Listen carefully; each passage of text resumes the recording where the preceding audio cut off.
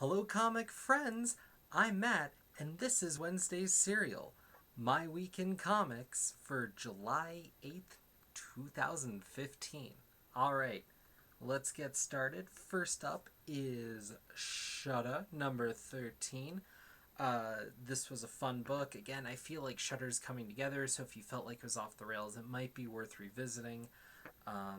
This has just been super great, and it still has a lot of that creative energy that pushed it, but it's a lot more coherent than when it started. But more than that, this month, I really wanted to push it because Sam Sapina of Spadoodles, you might know him from some Nickelodeon cartoons, did this awesome 5-page story, very, like awesome, crazy, cool comic stuff. And this is so great. Again, this is a month where I get to recommend this book to you guys for that stuff in the back from an artist that I know and love, and I can't normally tell you to go out and go grab at your local stores. So there you are. Next up is Big Man Plans number 4. Fun book. This one isn't as past ones, but it is good. This was a great issue. It gets dark, but rightfully so.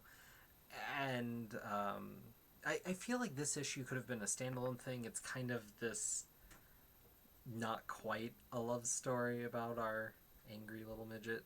And yeah, it's bloody as all heck. Seeing how that ends up is really what this issue's all about, so I don't want to spoil that for you, but yeah, if you weren't picking up Big Man Plans and you're willing to make sure your parents aren't looking over your shoulder, I think, yeah, this one's worth it. Next, Saga 30.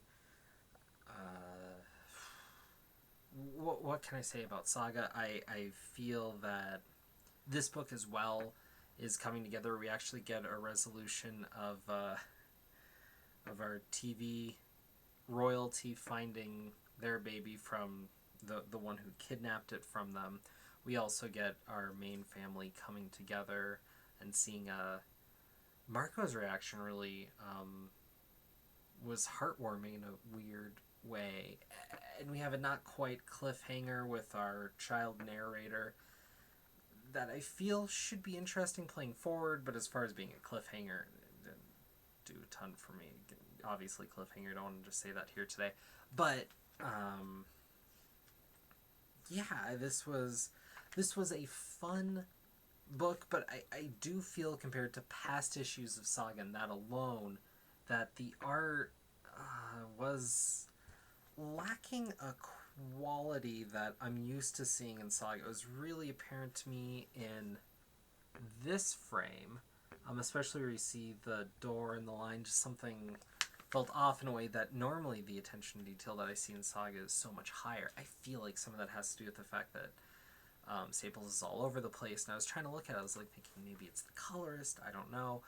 Finding, and I feel like I looked this up before, Fiona Staples does all the art. The only element in Saga that is not from our two main creators is the lettering.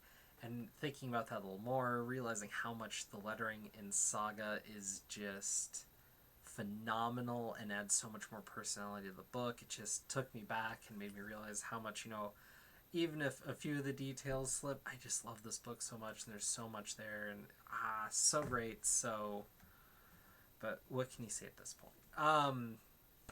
Next up is Bunnyman 42.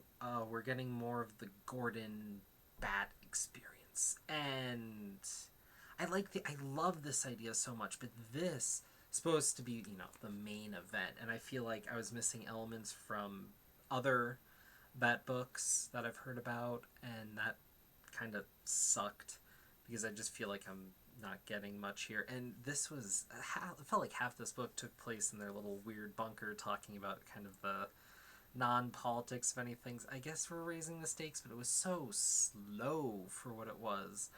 It was kind of drawl, and then there's a play with the action and kind of have this one and done villain sort of deal, but it just felt kind of cheap for that because there's all this slow moving and we just don't get much of an issue, and it doesn't feel like this is much of a Batman thing, because there should be some play about like the mystery or whatever, and this was literally just a quick little fight, and it just left me wanting more. And for something that's supposed to be this big deal, this feels like it was lackluster. So I'm hoping for so much more, and I'm going to keep checking it out. But if this doesn't pick up, even with me being in love with the premise, it's not enough on its own. So then, last and yeah, maybe least this week,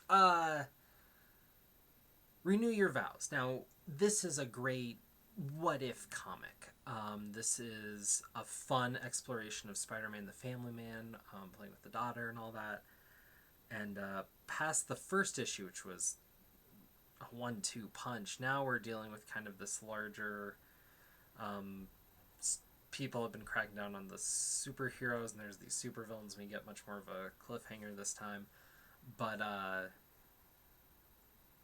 with Spider-Man having been out of the game for so long and people cracking down, her daughter's showing signs of spider powers, and they're trying to keep that under wraps.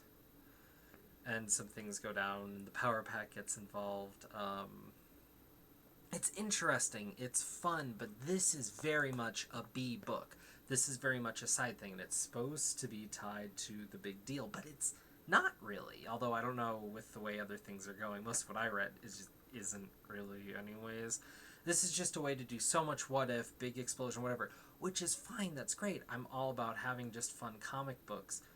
But if this is a B book, it should be treated as so, and I feel like more so than even the other Spider tie-ins, whatnot, this is kind of being treated as this big deal. And, you know, all comics are fiction, don't necessarily take place, whatever you want to do with continuity. But I mean, this is so far removed from all that. This is very much a what if Spider-Man mini in the corner that you could never read. It'll never affect your greater understanding of the Marvel standing Spider-Man as a whole. This is just a fun story on the side. And with there being all this fluster about it, it just kind of annoys me, because I think it's good, but I hesitate to recommend it to anyone because there's so much other stuff going on. There's so much stuff, and there's better and more consequential spider books going on, and do you want to be reading the B book for the same price? Like, it's a mental hang up. So that's where we're at for now. I'm trying to play with the videos a little more, so that's why this was a one-shot deal. Shout outs to Travis, obviously. And I have promised you guys feels like a number of videos. I have some shorter ones coming up. And some stuff dealing with CD Camp and stuff. So I want to get to that. I've just been super busy. It's wedding season. It's birthday season. It's summer. I haven't really had as much time to do all this stuff, and obviously the holidays, and it feels like this month is like one holiday or event after another. So stuff's coming. I just have had to slow my roll temporarily. So please stay tuned and do all the click of the clacks down below. And I will catch you all soon with another comic review.